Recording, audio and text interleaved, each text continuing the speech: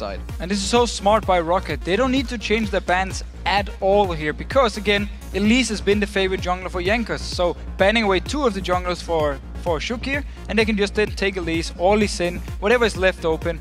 Very, very smart for them to ban the same champions, and it really showed how effective it was because the Lee Sin from Shook didn't really have any impact, especially not as much impact as he wanted to have.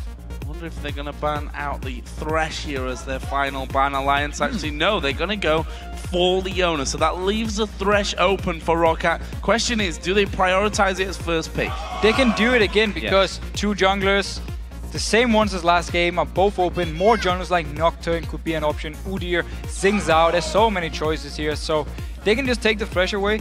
Alliance seems to just want to put them in the situation where decide, do we take a jungler, do we take the support here? Had they locked in Elise, of course, Nif could have picked up the Thresh. It's interesting. They're obviously thinking, okay, let's try and do the same again, it seems here. Take away the Leona, that clearly interrupted our poke comp.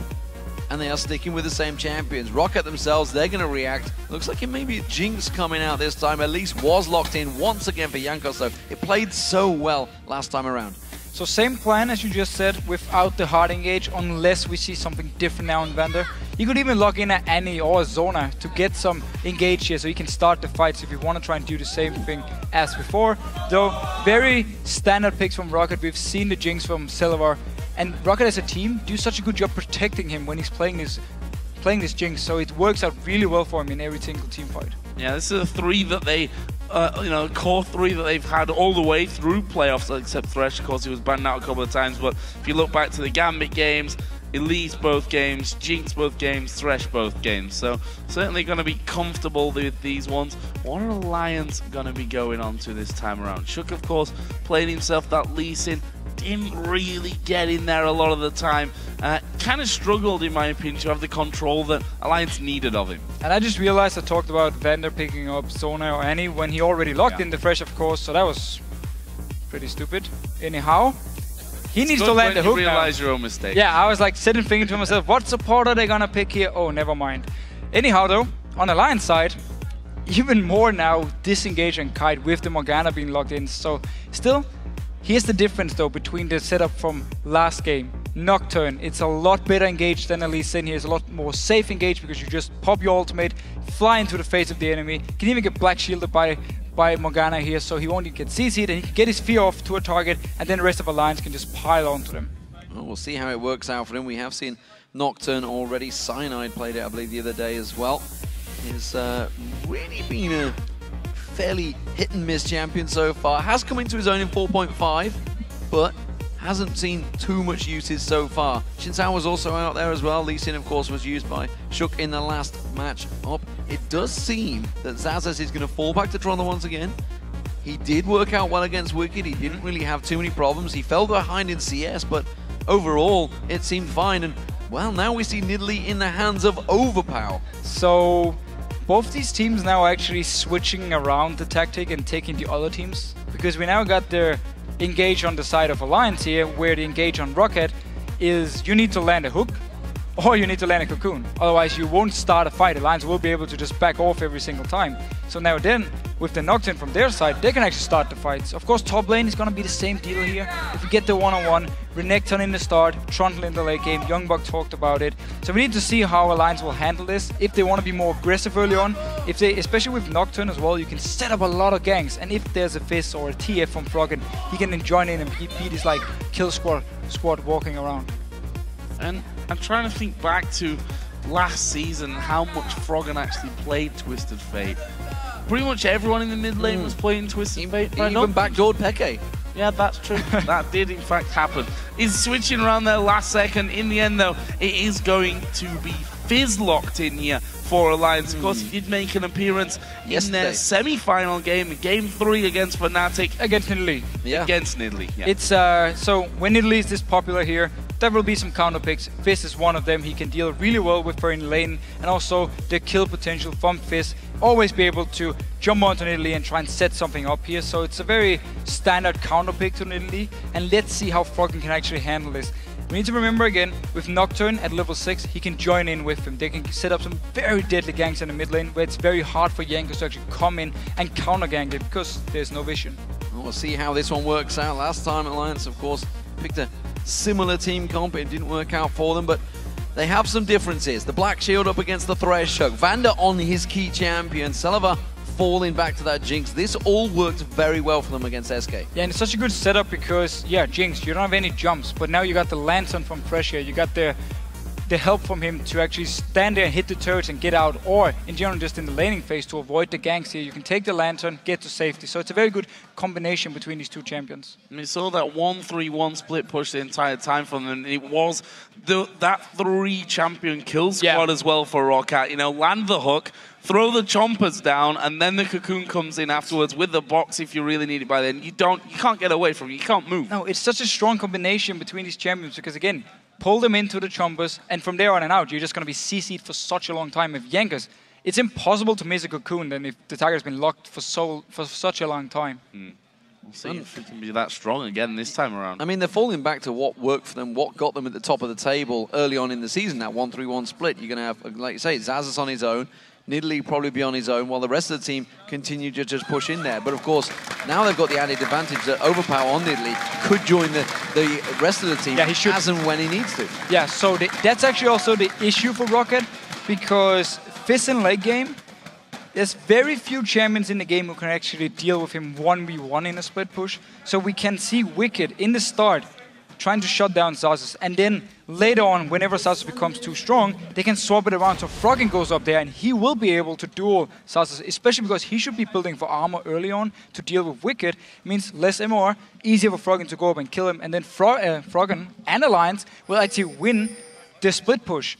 And then, of course, with a Nocturne who can join in around the lanes here so quickly. So very scary split push combination here from Alliance, and then a split push comp, of course.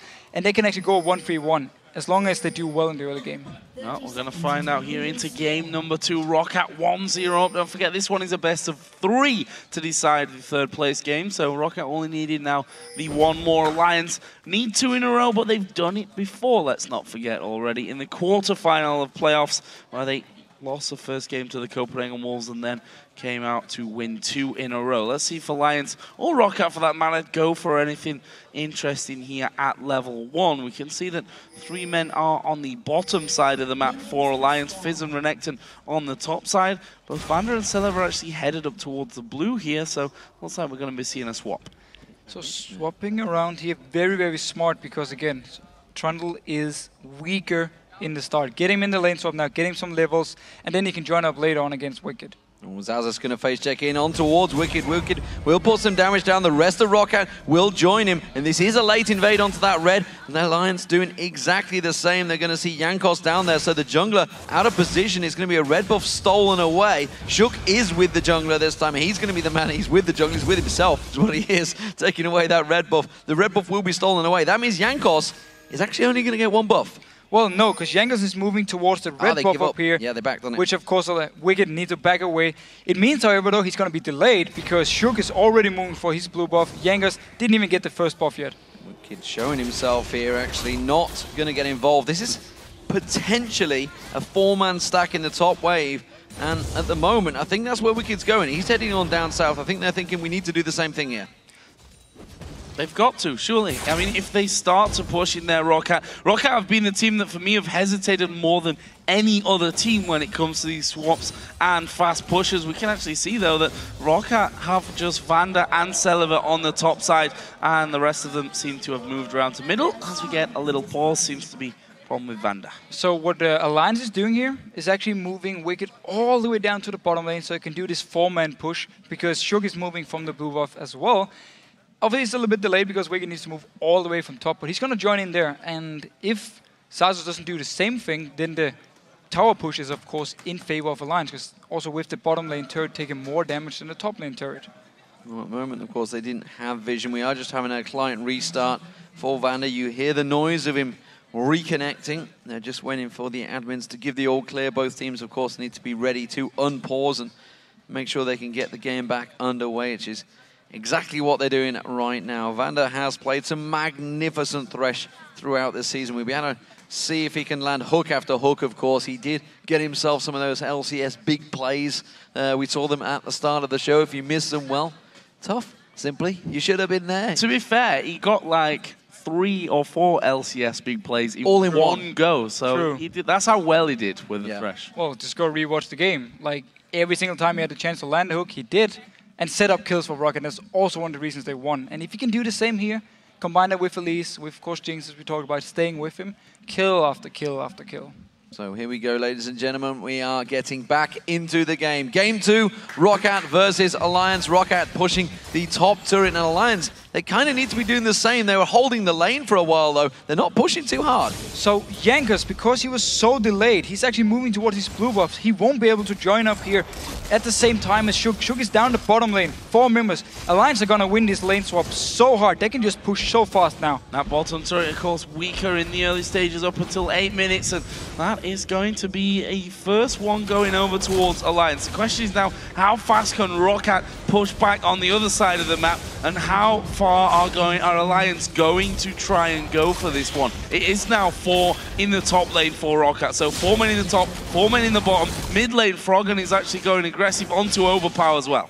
So one thing we need to remember, though, is that Jinx is very strong at pushing turrets. Elise is very strong at pushing turrets here. So in that case, ROCCAT can actually try and catch up here. But they are already recalling in the top lane with Sauces. So he's going to go down here to the bottom lane to make sure they don't lose 3 turrets. We'll see if that's what the case is. There's going to be the second one of the game, and you can see ROCCAT have only just started on that inner turret. They don't have enough minions in this wave to take you down this time around. Meanwhile, 4 members of Alliance come in there. Xaxus has got to be careful. He's only level 2. There is 4 members of Alliance very close by. Jankos joins them, so 2 members go defensive, and Alliance do step away from the turret. That leaves them 4 versus 2, obviously taking some damage in there. Celiver and Vander still trying their best to get this one on through. It's at less than half HP. Actual recall is coming in now from Wicked, so he's going to be the one that heads straight out onto this top lane. But will it be too late to save this second tier turret? I believe it will be. That one's going to go down with this minion wave. Yeah, so ROCCAT will get this turret down here. Just trading turret for turret. Could have been a lot worse, but whoa, Shook gone very aggressive onto Jankos. Diving towards him, gets a lot of damage down on towards him. That feeling's been enough. If Froggen can get close enough, they may well get the execute on towards him. Gets the heal off, though, from Overpower, and that does push him, bully him out of that jungle. He comes back in. Froggen goes deep. There's first blood. Flash for it with the ignite. Not sure if the flash was needed, but he just piled back in. Why did Jankos go back to that push? I've absolutely no idea why Jankos went back. Froggen, he went moved from the mid lane long ago. They would have known he was there. He's giving up. Double buff to Fizz early game. It couldn't be more perfect for Alliance.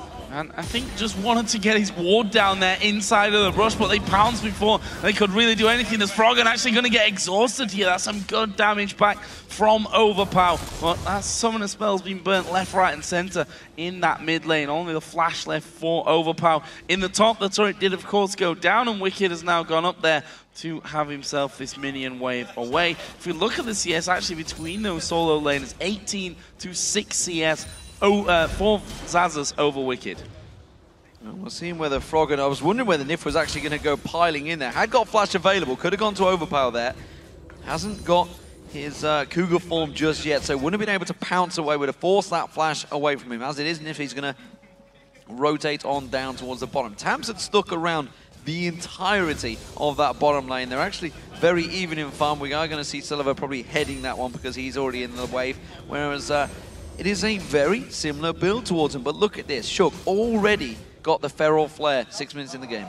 Very early Wriggles not the for him, yeah. The Wriggles, of course, needs to stack it up, but still, getting this early attack speed, attack damage here, so his jungle clear is going to be very, very fast, and he's going to be able to farm up towards the Feral Flare in no time here, so very, very strong start everywhere around here for Alliance. ROCCAT are pushing this bottom turret out though. Shook, in fact, will be coming across, will take the white on his way down to that lane, and now ROCCAT actually backing off, and look at this, mid lane is going to be coming down. Jungler is there as well. This is going to be a 6 minute 50 dragon attempt for ROCCAT. Risky play. They're all caught in towards that pit. Can Alliance react quick enough? Froggen's a long way away from this one. They've only taken half the damage off the dragon so far. Remember, nobody really has ultimates on this one. ROCCAT will secure themselves the first dragon of the game in 7 minutes. And a very, very smart move because Wicked is freezing the top lane here, so they knew he would never be able to join in. Again, decided to bring the exhaust, so no teleport for him. It was actually one thing Youngbuck pointed out here after the game, that Wicked should be playing a champion with a teleport, so he can provide some more map pressure and also do a better job late game in the split push. But that's of course where Alliance this time around are saying, Wicked is not going to be split pushing late, at least not fighting anyone. We're going to have Froggen do it instead. Interesting if Wicked actually changes his build this time around as well. Froggen actually is already putting down some damage onto that middle turret. Overpower went back to collect up his Fiendish Codex and that Chalice as well. Going to give him a bit more spam ability in that mid lane. On the other side, Sheen already picked up there for Froggen as well, which that first blood certainly will have helped towards. Yeah, we need to see how Froggen decides to build here, because with the Lich Bane nerfs, of course, the AP ratio has gone down 0.25. And also it scales now from your AD. So you need a few levels before it really does the same thing as the old Lich Bane with the AD base thing. I believe it's like 67 AD you need to do the same as the old Lich Bane. So we need to see if he decides to go straight for it. Actually, they're going very aggressive. Straight in, double ultimates used, overpower on towards the tower, but he's going to go down. The Ignite being run. It will be enough, but now Froggen's in trouble. You can see Vander coming around there. Jankos will sink his teeth in. Froggen flashes away. Will Vander land one of those legendary hooks? He doesn't need to. The flay was enough, and then Salivar comes in for cleanup duty. This should mean the turret as well. Only Nif is there to try to defend. Both side lanes are getting pushed by Alliance though, but there's a long way for them down to the turrets of ROCCAT. Very, very well done there by ROCCAT, turning out that kill, or turning around that kill, and getting themselves 2 in the end. And we thought that Vano was going to throw out the hook, actually just got in range of the flay for a bit more safer CC on that side of things. And that'll be 3-2 in turrets, with the first dragon going to ROCCAT, and we are now tied in kills here as well. Obviously, that bomb lane just pushing out a bit far there. Overpower just coming out of the base and realizes that he has to get in there and clear that one out. Xaxus will also get back into the top lane. And remember back what I was saying, that Xaxus had a very early CS lead over Wicked. That has completely flipped now. It's almost double the lead for Wicked after he spent all that time freezing out the lane. Yeah, exactly. He was freezing the lane. It meant Xaxus moved with his team instead, got the mid turret, got the dragon of course, so got more for the team. But Wicked is ahead in gold and seems to be building the Cutlass again, so he will go for the same kind of build where he's going to be strong in the 1v1s, at least up to the 30-35 minute mark. So same kind of idea with the split pushing. And Froggen, a bit like we were about to talk about before the whole engage happened, with completing the Lich Bane as first item is actually very rare now, so it seems that you want to go for something else and then go Lich Bane later on. Yeah, and because of the global objectives gained by ROCCAT, Xaxus is actually ahead in gold. We just saw him heading past there, despite the fact he was behind in CS. Of course, he's getting himself a giant minion wave now, but he's got that assist, he's got them 3 towers, and of course the dragon. It is keeping him in there, so despite Wicked doing all the hard work, keeping that lane frozen, tanking those minions, and a ward goes down, ladies and gentlemen. I think that's almost tribute to Gambit and Copenhagen Wolves yesterday. If anyone was involved in that match, they will be well aware of that situation. This bottom lane, Alliance are sticking to it. They continue farming down, and Tabs has been very, very deep on it, farming out for a long period of time, and which is why you see Nif. He's trying to get some vision control, which is why we're seeing these wards being beaten over. Tabs is a little bit out of position here. He needs to be very, very careful here. One cocoon from Yanks. There we go. Wow, flash in there. Super Mega Death Rock. He comes around as well. Here comes Vander. Can he land the hook? Will he need to land the hook? Flash is available for Tabs. There is a repel. He's used the flash. Vander flashes. The hook misses, but the spear comes around. Another cocoon lands, and Tabs will go down. Overpower gifted the kill. So Tabs here was so far up in the lane. That's why Nif was warding in the jungle here to try and spot ROCCAT from ganking him. But they were already down there. They were already going towards him. And Alliance not able to push anything else because the top lane was pushed all the way into their area. So it meant that Xaxus could just go to the mid lane and defend when Froggen tried to push the turret. And that gave 3 assists and a kill across the ROCCAT, despite the fact he dodged so well on all those skill shots. When there's that many all coming in towards you, there's only so many you can get out the way of. Bottom turret is now the focus for ROCCAT. It is the weaker of the turrets, and of course that almost certainly will be where Salivar wants to get that minigun railing off towards. But as it is, we're seeing Froggen heading up towards Xaxus in the top lane.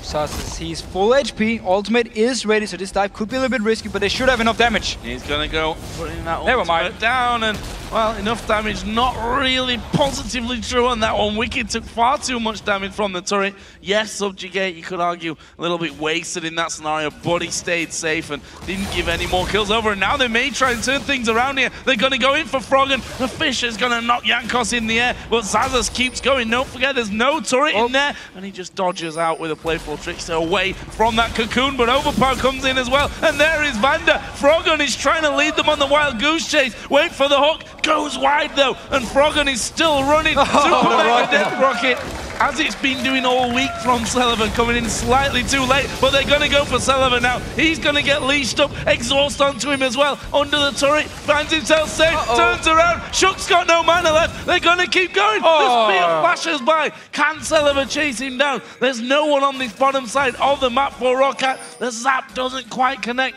they don't have vision of him here, but Overpower's going to come jumping over the wall, spots Shook, is he going to go out to the spear here? No, he's going to keep chasing in. Pounces in, here comes Tabs as well. Tabs gets exhausted and Overpower walk away taking no damage. And again here, ROCCAT is just roaming with multiple members around the entire map. Dragon is now the target, Alliance won't be able to contest this one.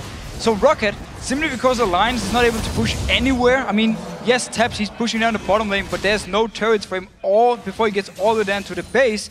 So it's so easy for ROCCAT to just say, we can roam away from here. 4 members. It was Vander who walked from bot lane all the way up to top lane to help them kill Froggen up there. And there's no response from Alliance. They're not pushing anywhere. They can't push anywhere. Yeah, they just are left floundering right now at the moment. ROCCAT have the rotations, have the skills, the ability to keep chasing, keep hounding any member around there. And the moment Alliance tries to create a play, ROCCAT are there to react, but they're there in numbers. They are there in 4, 5 players, all pushing in there.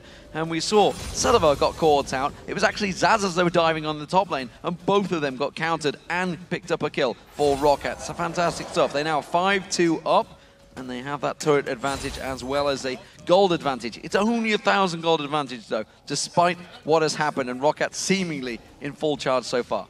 Yeah, it might only be 1,000 gold now, but remember, Nidalee is on the side of ROCCAT here. Once you fall behind to a Nidalee, I know she can be weak if you're behind yourself, but once you fall behind to her, it's just the same deal. Push up to your turrets and just land spear after spear after spear.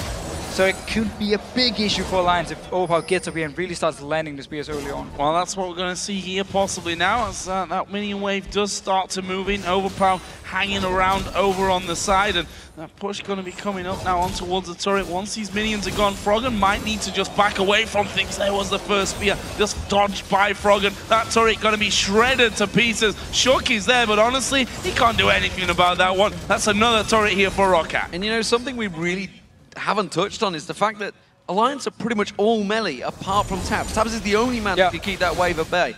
If Froggen wants to try and clear the wave, he's going to jump straight in towards ROCCAT. ROCCAT can siege it away, and the fact that they've already got this advantage, they're already making use of that power. You can see they're all rotating now down towards that bottom lane. It's going to be another turret. This will be the 5th of the game for ROCCAT. And a bit like the last game where it was the same deal. You had Tabs as the wave clear, and then the rest of the team, they could try and help out, but they can never really fully clear wave as fast as you need to do if multiple members are pushing up towards you. So it means now, them being behind, there's the first spear we talked about, and now ROCCAT can just stay here, keep trying to land spears. Yeah, they're going to use the Cullion just to clear the wave. It will only be a matter of time though. Sullivan wasn't even with the team. He's going to rotate around. The next minion wave is going to conga line its way up there, and I just don't think they can keep ROCCAT at bay. They've got 2 dangers here, not just the spears coming through, but if a hook lands as well onto someone at the backside, ROCCAT can get in there with Zazas tanking stuff up. In the end, we see Alliance just can't hang on to it. That's another turret going down, and all of a sudden, 16 minutes into this game, Alliance finds 6 towers have gone down. They've only got their base remaining. And we've seen so much roaming around from ROCCAT. You normally never see it so early in the game because you want to sit in your lane, you want to get XP, you want to get the gold or get the first few items. Instead, ROCCAT were like, you know, we're just going to take 4 members, go bot lane, kill Tabs. Then we're going to take 4 members, go top lane and kill Froggen and extend our lead, get the first few turrets and now just continue to siege up. Let's see if they want to keep pushing up towards the lane because remember, they need to go all the way into the base of Alliance now, so there's a big area here where Alliance can chase them if they get a good fight onto them, or they want to try and set up some picks, maybe even set up an early Baron here with the Trundle, with Elise and with Jinx. At the moment they are doing everything, playing by the numbers. The only 2 towers they lost was that early split push from Alliance, or fast push, or I don't even know what word you want to use for it. Basically they just piled on down that bottom lane with 4 members. I'm sure there is a word out there that everybody likes to use, but at the moment it's just simply Taking towers down. Taking the towers down the lane swap. And actually, because they recall up in top here, they got down and only traded 2 turrets for 2 turrets. Yes, there was a few hits from Alliance onto that tower, and Wicked got a lot of farm once he got back up in the lane. But simply then, ROCCAT said, we don't care about Wicked free farming top or freezing the top lane. We just take objectives, take the dragon. And as you mentioned yourself earlier, once Xaxus came up there and took a wave, he was actually ahead in gold. And I want to talk about this, the fact that Wicked was freezing that lane, because I remember this came up quite a lot during the World Finals. You know, the European teams were doing it. I distinctly remember Gambit doing it. Edward and Genja were freezing the lane. It was Voidal, sorry, and Genja that were freezing that bottom lane. It wasn't Voidal, was it? They changed him just before World. No, it was Voidal. It was Voidal. I'm trying to cast my mind back. It was Darker first. But the difference was, what I wanted to get down to is if this gank goes off, actually. Let's just wait for this gank first. They're going to go on towards Xaxus. Xaxus is tanky, though. And you can see Shook. He's taking all the damage. Overpower pounces on towards him. Now Froggen's in trouble. He's going to have Playful Trickster away from this one, but he's going to get chased on him. Pounced on. Overpower Goon. All of the damage trying to chase on towards him. He's going to try and turn it back around, but there's just not enough damage. And that was another double kill picked up. They went for the tankiest member. It was an easy target. So, it's going to be a Baron started off here by ROCCAT. Back to my point. Why did Wicked not push that lane? Why did he choose to not pressure that top turret? Because he didn't apply pressure. ROCCAT were allowed to just push all of the other objectives around the map. They just ganged up, they've got the dragon, they got the mid turret, all because he was just sat in that top lane. So first of all, he didn't bring a teleport, which means as soon as, even if he fast pushes the lane up here, it's actually going very aggressive onto Celebar. Flashing in there for that one, but he takes a lantern into the Baron pit. Nip gonna try and steal, but it's ROCCAT that get the Baron, and now they turn around on towards Wicked. The box is down. Vanda gonna get exhausted, but Wicked with only the Blade of the Rune King can't get away. Overpower will pick off Nip as well, and that's 2 men down for 25 to 30 seconds. They can push here towards the inhibs. Okay, trying to go again. Back to the point though. No, Evan, skip it for now. ROCCAT setting up the early Baron after they got 2 kills up in the top lane here. Alliance had to try and stop it. Couldn't do anything. The hook came in. Oh, there's one of those hooks. Make yourself a highlight reel, because Vanda has been living it the whole spring split season long. 10-2 in kills. First inhibitor going down. We're not even in the 20-minute mark, ladies and gentlemen. Alliance can't even surrender if they wanted to, because those inhibitors are falling, and ROCCAT are in complete control over Alliance here. Froggen needs to be careful. He's way behind the enemy lines. Yeah, he's going to get chased here for quite a while, and dodging the spear is something that he can do pretty well. Just juking off to the side. This is going to be a cat and mouse as he actually throws the ulti down there. Lantern is going to be thrown in as the Flay comes down as well. The hook, point blank, he's hit a lot harder ones, that's for sure. The playoffs as Froggen. No! And he fails to jump over the wall. Meanwhile, Shook trying to recall in the enemy jungle. I'm afraid for him that he's not going to be able to get away. Cocoon will land. Xaxus will come around and wait for that pillar to come in. Shook doesn't really care right now. The subjugate actually going down. The pillar comes in the end. Jankos just stopped to have a bit of a chat with his teammates, I think, there along the way. And that fear isn't going to proc off before the kill comes in. However, Overpower is Nidalee. And he walks away as Nidalee does. Yep. A lot of chasing around. Oh, the chat. They were saying, let me escape, please, please. Xaxus is like, nope, you banned my Jax. I'm not letting you escape this one. Straightforward. ROCCAT playing this one out for the win. Of course, it would take them 2-0 and make them finish 3rd place, which is a fantastic showing for a team that only just got promoted, of course, during the spring promotion tournament. And a team that through the entire season, I mean, they started out so well. Everyone was talking about, whoa, this new Polish team coming in here, they're so strong. The teamwork, like the new picks they brought also to the table. They were one of the first teams to play Pantheon jungle, for instance. The Mordekaiser mid for Overpower. So from the start, they really showed what a strong team they were. They had some issues during the season where teams started to adapt to the tactics, ban out some key things, but they've really come back strong. I like that they're not scared of experimenting. I mean, Overpower brought out Akali in the playoffs. Yeah. Like, that just shows you that they are not scared to go for something that they think's right and may not quite be the norm at this stage. We see that Wicked, he is pretty far behind at this stage. Blade of the Rune King went in there first, all well and good, but we saw there at the Baron that he can't survive, and there's a spear onto Taps. Talking about normal, we have a Wit's End onto Jankos on Elise here, so... Pretty normal. Yeah, very normal. Heavy hit after heavy hit, I think, is the explanation for that one. There's Chum the Waters being used out. Froggen trying to escape, but he's got the damage. Jankos manages to finish him off with the last little tick of poison. All due to the Wit's End, of course. Could possibly be. They're going to go for another in-him turret here. They're actually trying to fight off the super minions, our alliance here, that are pushing up inside of their base. They're going to lose this in-him turret, though. That Baron buff is still on. And look at Zazas. He's chomping down on the top side of the map as well. This could very well be 3 inhibitors going down. ROCCAT so far ahead at this stage in the game. 23 minutes gone in this game, and it looks to be all over for Alliance. It's been a fantastic season for them. They were a new team at the start of the season, of course, having exchanged from the Evil Geniuses into the Alliance, and of course changing 3 members on the way. They have tried to perform as best of their ability. They're trying to defend out this turret, but it's going to be all too easy. Salavar gets excited and starts running around, zapping everyone in his wake. That speed boost it gives you. It's the game for ROCCAT, ladies and gentlemen. They will take 3rd place in the spring split. Very, very well played by ROCCAT in both games, actually. In the end, you know, they really just dominated Alliance. Not even close, I think we can say. Game 2, 17-2, it finished in kills. There was a 16,000 gold lead, 11-2 in turrets. Let's put that into perspective here. That's 2 turrets that Alliance got within the first few minutes after they went for those 4-man pushes down the bottom, and ROCCAT pushing in the top side. Yeah, and as soon as they swapped around with Wiki, going up to top lane, going back to your point here. First of all, when you don't bring the teleport onto the Renekton, and he goes up to top lane, it's obviously a very free dragon for ROCCAT. Nothing Alliance could do to stop it with 5 members from ROCCAT. At the same time, as you just pointed out yourself, if he had fast pushed the lane, he would have denied a lot of CS from Xaxus, at least forced Xaxus to think, should I stay and do this dragon, or do I have to go up to top lane instantly now? I'm going to lose all this CS here. He could have tried to deny him some of this CS, forced him away from the team, so Alliance with the 4 members could have gone in, possibly even trying to stop the dragon. Because he didn't, because he was so slow, froze it all the way. Yes, he got a big CS lead. He got some